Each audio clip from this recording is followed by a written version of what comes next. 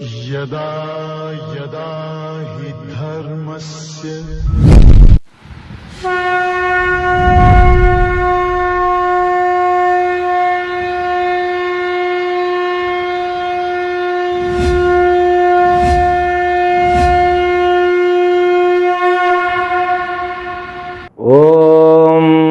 ब्रह्मादिभ्यो ब्रह्म विद्या संप्रदाय कर्तृभ्यो वंश ऋषभ्यो महद्भ्यो नमो गुरुभ्यः सर्वोपप्लवरहित प्रज्ञान घन प्रत्यगर्थो ब्रह्माहमस्मि सोहमस्मि ब्रह्माहमस्मि।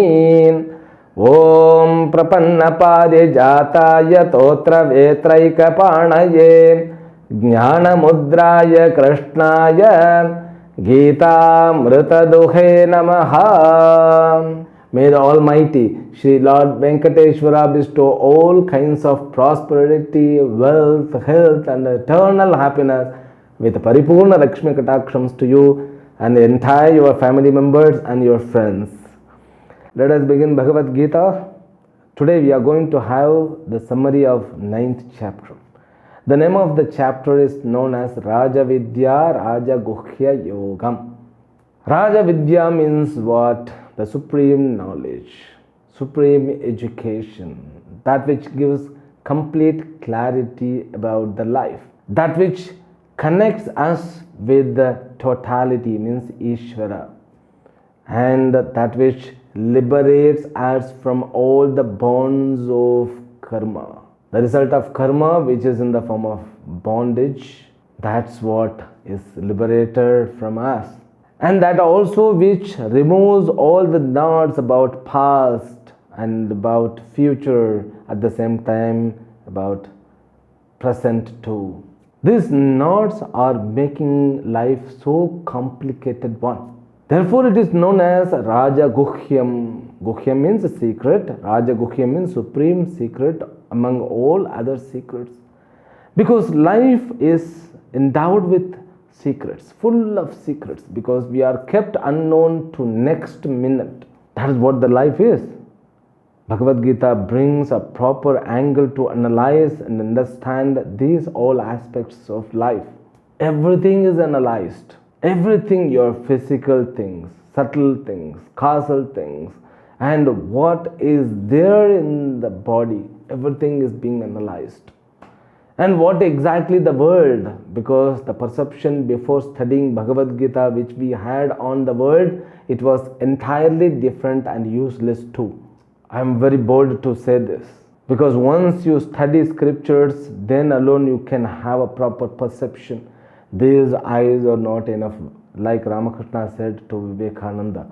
When Vivekananda asked, do you see God? Have you met God? And he said, yes, I can feel God. Not through these blind eyes.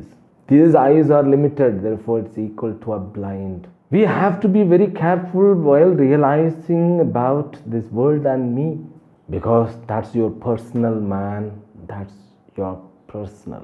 And that's your private. Your understanding about yourself is a private one. That private understanding should help you to fix with the proper life in the society. Then it becomes the foundation for public understanding. If you are not able to understand yourself properly, if you continue your life with fear, anger, and so many dents of frustration, because life, it gives lots of pressure. That too nowadays. We are lacking of place for living. We are lacking of place to put ourselves in the business. World has become competitive. There I should run. Everybody should run to get their own place. This is like, it's a continuous race. People become tired. But scripture says, life is not the race. Not at all the race. You are not competitor of anyone. You need not to be. You can have a proper life. If you have the proper knowledge about yourself, about the world, you can have the proper life. Anyway, life only depends on your opinion. When I say, I am very firm to say this. Your life, which is constructed and lived with only your opinion. Do you accept or not? Because we live for others. That's what we think. Now, if other comments, we feel bad. Something is felt bad. Why do we feel bad if we are living for others? If we are living for the people who love us, whom we love, but their comments affects us.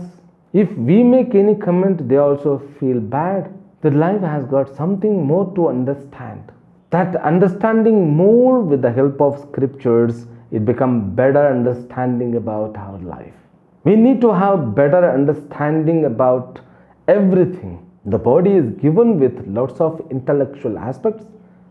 Everybody is intelligent enough to analyze about the things, but only one thing, the priority does the matter.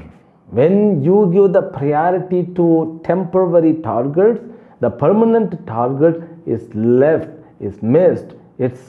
You are left out. You can enjoy whatever the way you can enjoy, but being informed, being enlightened, first we have to study Shastra. Again and again I tell you, because if you want to do something good for your children, just ask them to spend at least 2 years in their life to study Bhagavad Gita. That itself enough. After studying Bhagavad Gita, definitely their life will be equal to the nectar. And those children will be thankful in future, because being a parents, we want to give something solid to them by which they can have their life proper. They will realize anything that you give, it is perishable.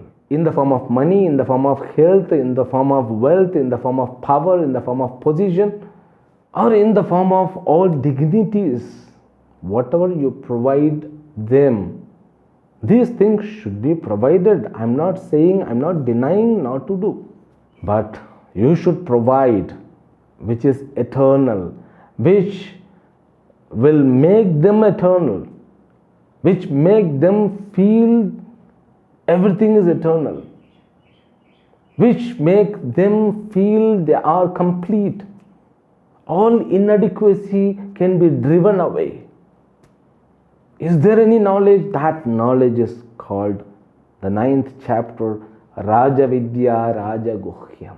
But it is dependent on what?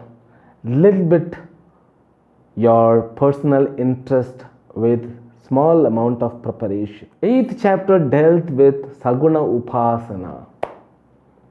Saguna Upasana means what? A serious worship of Lord with attributes to get a proper life. Now the definition, which is the proper life, which is the successful life.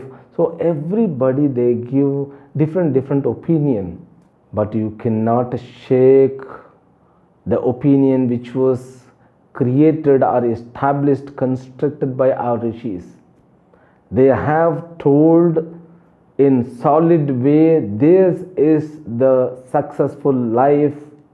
People cannot destroy the concept, even they get thousands of janma. After even thousands of janma, this destination, this method of life will be worshipped. All other this mobile world, modern world, technology world, science world, let them come. They are beauty of life.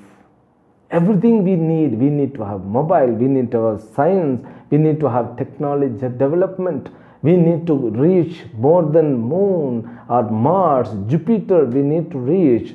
But in order to get adequacy, you need to reach inside. So now you have to be Rishi inside, you can be Rishi outside. My word always, be as a modern Rishi. To get complete life, the target, what is the successful life? The achievements outside, it makes us, it boosts us to feel ourselves very good. It gives a place in the society, it's very good. But the life has got one more standpoint, the inner life. That inner life is the main life, And that is the main thing of outer life. That inner life must be nourished by Shastra. That's what the education Raja Vidya means. Then what could be the content of that education? The content of that must be supreme. What is the supreme thing? Ishvara. That Ishvara is the content of the 9th chapter. Who remains secret always. And Ishvara is the supreme secret. Paraprakriti, which is also supreme secret.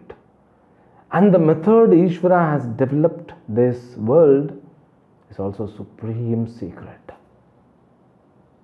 Now we are going to explore and experience about the superior secret. That's what 9th chapter which we have completed.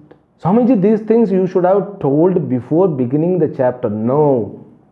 At that time we people, we were not able to realize what I mean to say. It gives clarity, means it gives clarity of the life. It makes us to live at present. Being at present is the powerful thing in the world. If you are able to be at present, marvelous. That's a spectacular things to get it done in our life. Because we have to be supported by our past life. Without past life, we are not here. Because whatever you ate last night, that is you now. The past life must be supportive enough to enlighten the present one, not to make miserable one. If you have Shastra, you can have a fine present tense. Otherwise, you will be having miserable present tense. The miserable present tense makes miserable future tense too. So Shastra allows us to be at present with pleasantness.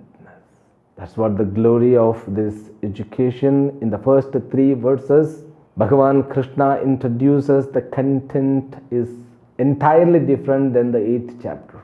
Why? In the 8th chapter, God was introduced with attributes as Saguna Upasana Rupena Ishvaraha. The God is with attributes.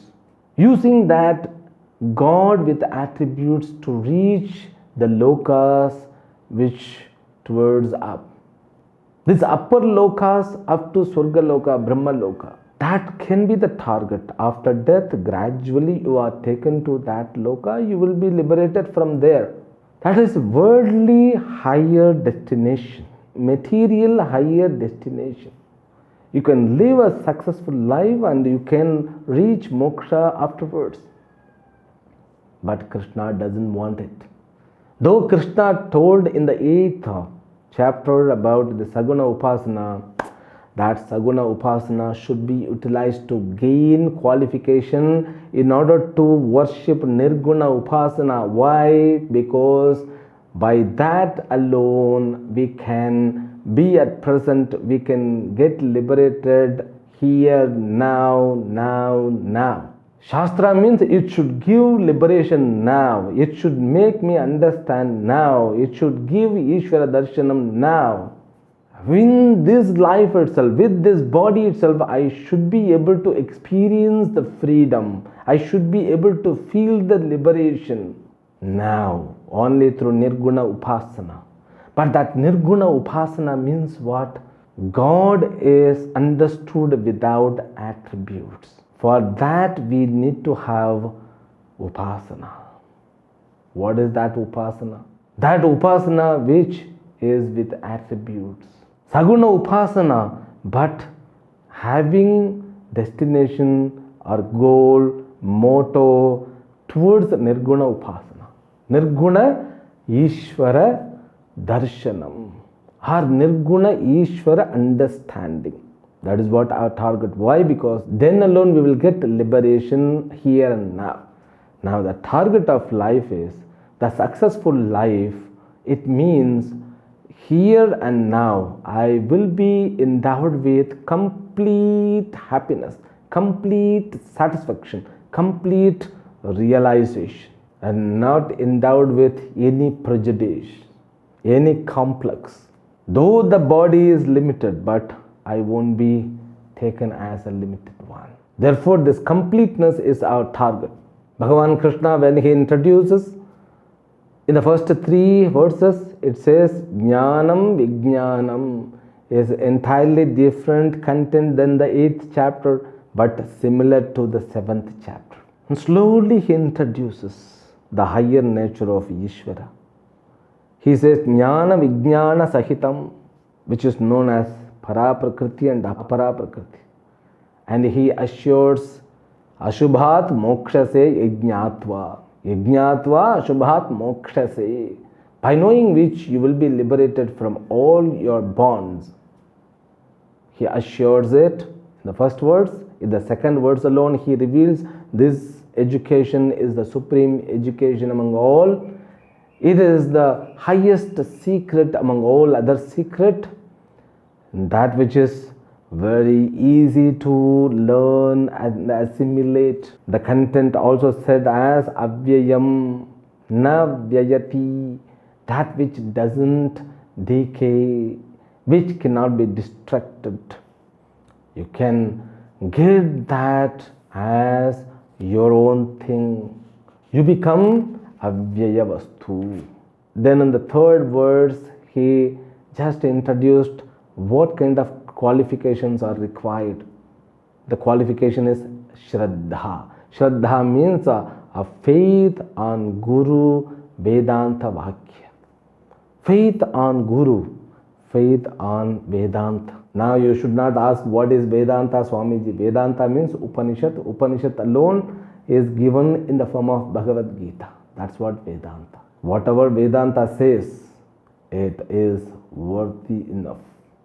We should have the faith. If we have no faith, then we cannot study this supreme secret. It won't be revealed. You cannot explore yourself. Therefore, you cannot understand yourself. That's what's said in the third verse. If you don't study about Ishvara, you will be wandering in the same world. So birth to death, death to birth, birth to death. So this is what the circle you are going to be. Then from verse number 4 to 10, he gives a main body of knowledge of Ishvara. He gives this knowledge of God as 6 way of understanding. First, understanding Ishvara as Sarvagataha, that higher nature of Ishvara which is all pervasive. Now your understanding must be supported by lots of pre-work. What we saw as, understanding about this all Saguna Upasana, Nirguna Upasana. But this understanding needs to be supported by lots of other understanding too, which we had. What did we have? We thought of what exists. The limited entity exists with the limitation. But that limited entity is owned by unlimited entity. Any limited things are existing with unlimited things. That's what we learned. All pervasive means what? Like a pot is pervaded by the clay.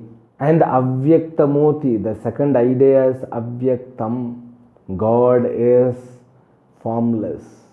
God doesn't own any form. This is second understanding. Therefore, never ever try to understand Him. He is not finite God. He is infinite. Finite God alone has the form. Now you can understand whatever the form, it is finite alone. But if you could understand infinite, that is the final understanding. That's what we learned. The first God concept must be realized. I could see you are struggling now, Swamiji. It's going on the head. Okay, let me put in simple way. So God is understood in the first level. God is the creator, the world is created. The second level, God has become the world. So when God has become the world, you should not think God has become all names and form. God has got distinction. No. God is Avyaktamurti. He is formless. He becomes cause of all the forms, but he is formless. He is pervaded in all the entity, all the things of the world, but still he is not entered into name and form. He need not to. Then in order to make us understand this concept alone, he goes more steps. Like he is a Jagad Adhishthana, Adhishthanattvam. In Lalita Sahasranama also there is a line, Mithya Jagad Adhishthana Muktida Mukti Swarupini Lasya Priya Layakari Lajjarambhadi Vandita. So, this understanding, God alone is the base, substratum of everything. Now, see these three words, it will give a kind of understanding. We were thinking the world is separate than me, the world may threaten, world may give sufferings to me, but now the things have changed. The world is pervaded by God, therefore you need not worry. And still he is pervaded, but he is formless. He keeps himself formless. He is not affected by the world, but he becomes the cause of the world, Adhisthata. He becomes the substratum of the world, therefore we need not to worry. We need not to look for the God, where is he, where is he, no need. Just you understand. Then the fourth, he say, the world is dependent on me. I am not dependent on the world. It means he has become the world, but the world is depending on him. He is not dependent on the world. He said that is in the name of Asangatvam. Then finally he makes understand. So only me exists, only me that which is existing. The world is not. It means the world has got mithya reality. World exists, but it exists in the God, like the dream world exists in me. So I am the one who is the sustainer of the dream. I am the one who is all pervasive things in the dream. So what the world is experienced by me in the dream, it is projected by me. In the same way, the world is nothing but Ishvara. World is completely dependent on him. He is almighty. He has got a potential capacity. That's all. Just you understand the reality of the world. You understand the importance of the God. Finished. 5 steps. God is all pervasive. He is formless. God is substratum, means Adhisthata, and God has got detachment, Asangatvam. He cannot be polluted by the world. And God is Satyam. So world is Mithya. So it was, Jagat, and finally he also become the Jagat Srishti Sthiti Laya Karanam. He is the base of this all Srishti Sthiti, creation, sustentation, dissolution. God is to be understood. Everything is nothing but God. What exists is nothing but God. And what about the creation, and what makes the things to get into the form? Then one more reality is introduced called Maya or Apara Prakriti. From verse number 11 onwards, Bhagavan brings that Mayaji and Maya Karya.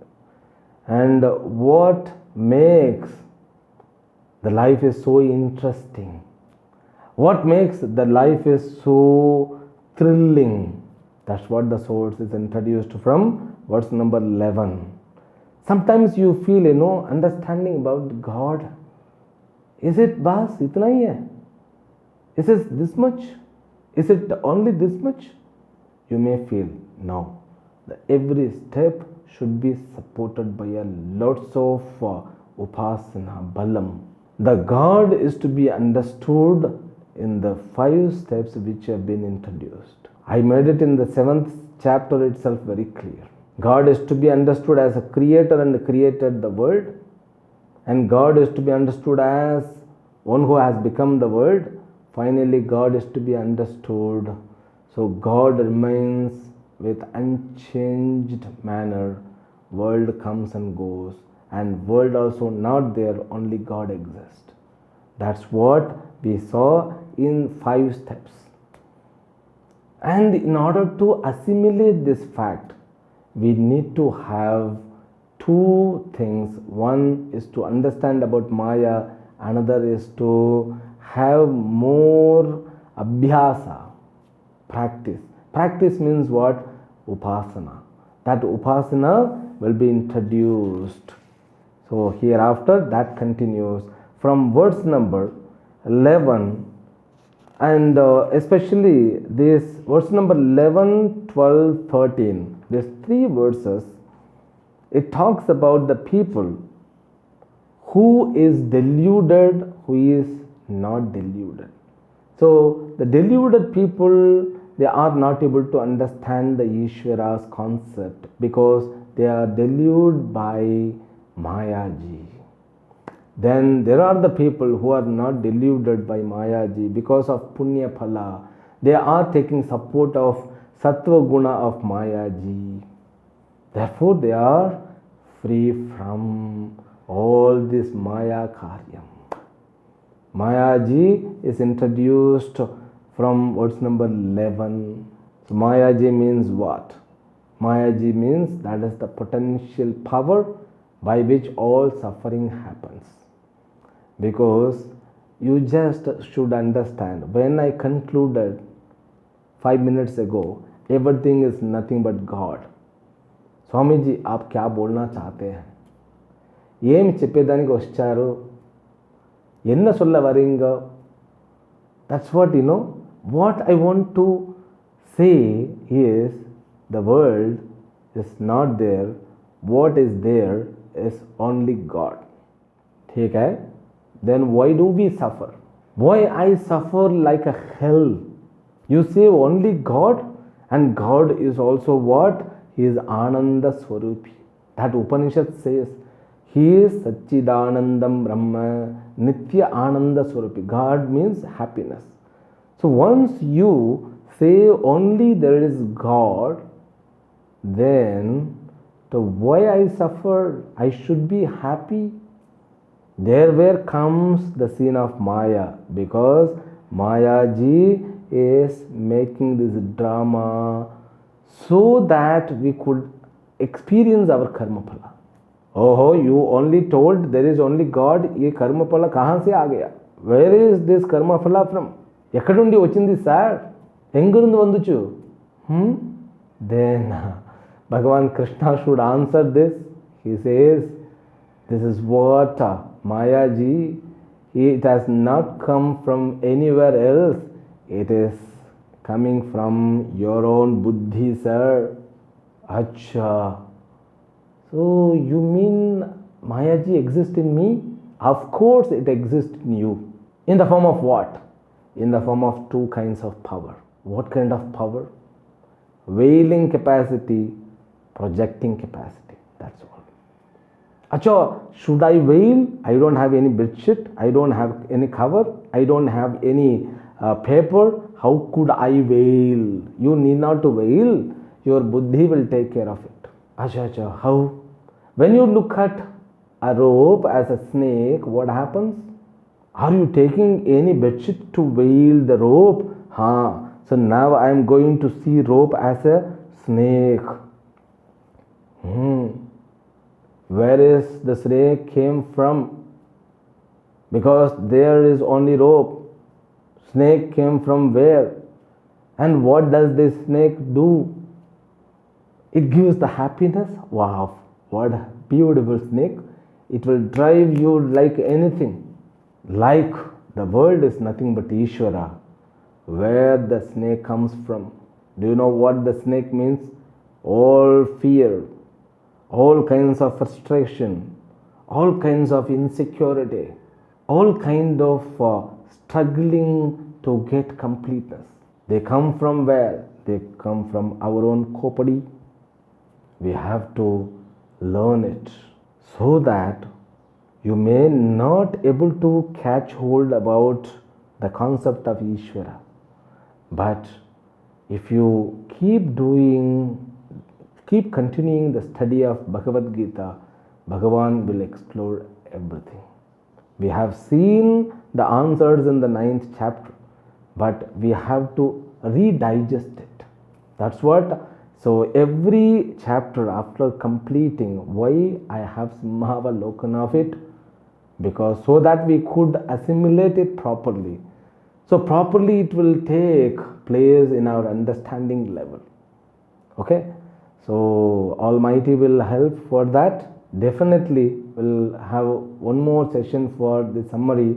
I think in the next session, next episode, I will finish the summary and I will go to the next chapter called Vibhuti Yoga. The name itself, Vibhuti, means glories, Mahima of Ishvara. Will continue. Harihi Om. Shri Gurubhyo Namo Namaha. Om Purnamadah Purnamidam Purnat Purnamudachyate Purnasya Purnamadaya Purnamevavashishyate. Om Shanti Shanti Shanti. Harihi Om. Shri Gurubhyo Namaha. Harihi Om.